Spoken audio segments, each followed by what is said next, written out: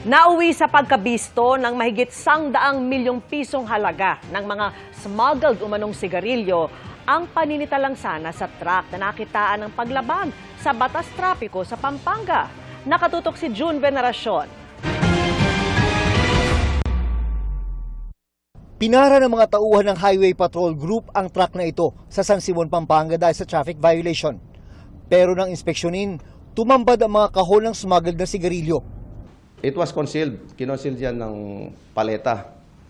So, there's malice there already para hindi makita yung mga boxes doon. Pero mabilis naman yung mga mata ng mga highway patrol. Nang imbestigahan ang driver, napag-alaman ding may libu-libong kahon pa ng smuggled na sigarilyo ang nakatago umano sa isang bodega. Mahigit 100 million pesos ang tinatayang halaga ng mga ito. Sinampahan na ng reklamong economic sabotage ang naarestong driver, may-ari ng truck, at may-ari ng bodega, sabi ng HPG. Posible rin umanong konektado ito sa mga naunang delivery ng mga smuggled na sigarilyo kung saan tinangkapang suhulan ng 5 milyong piso ang mga tauhan ng HPG. I think they have mastered the craft of delivery of smuggled cigarettes. So that's why we asked the intervention of the IG para tumulong sa build-up pa.